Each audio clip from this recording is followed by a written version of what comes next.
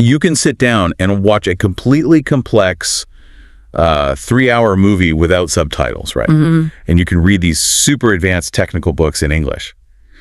But then the second someone casually walks up to you at work and goes, "Hey, what are you up to this weekend?" Your brain just completely shuts down. Total panic. Like it is just a complete system failure. Welcome back to English Unfiltered. Today we are diving into the hidden psychology behind that exact freeze response.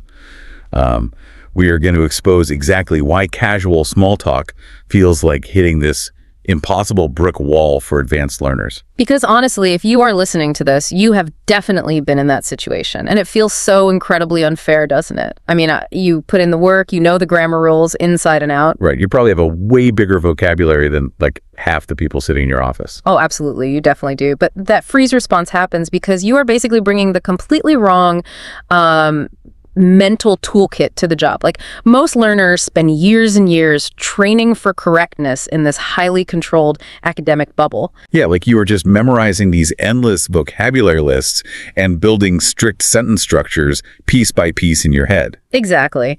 But real small talk just takes all that rigid control and throws it completely out the window. It relies entirely on spontaneity, you know?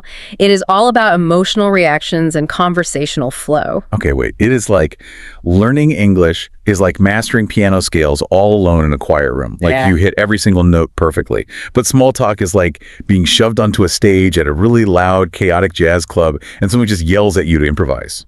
That is the perfect way to look at it, because in that jazz club, it is all about speed. It is about emotional timing and social rhythm.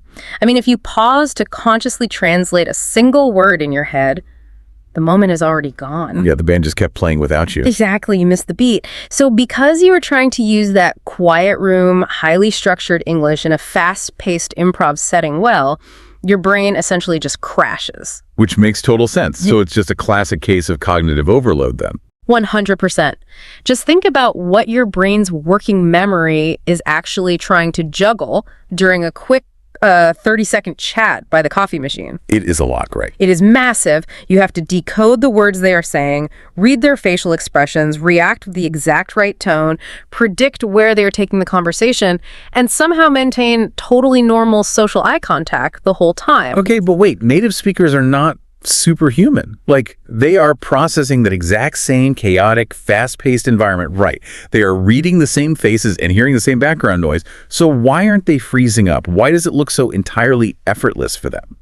Because native speakers are not consciously building sentences. That is the huge secret. They are not assembling grammar from scratch in their heads like it is some complex math equation. So while the learner is standing there burning all their mental energy hunting for the correct past participle, the native speaker is just, what, coasting on autopilot? Precisely. They rely on these pre-built mental chunks of language. Entire phrases are just stored as single blocks of meaning. Like, take a phrase like, "How's it going?" Right. They aren't thinking about the grammar of that at all. No, a native speaker doesn't think about the subject or the verb or the tense there. It is just one fluid sound block that basically just means hello. Oh, wow.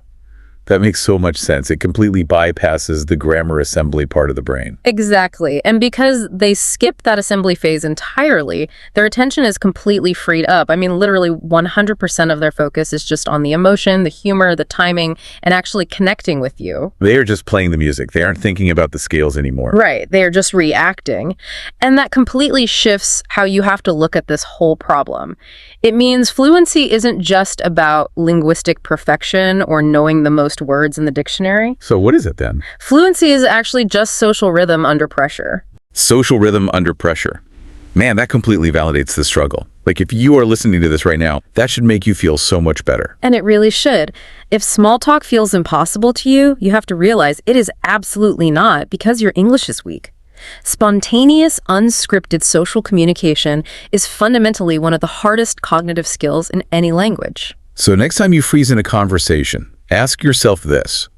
What would happen if you just stopped trying to force a rigid, perfect sentence into this fast-moving emotional dance and just allowed yourself to speak jazz?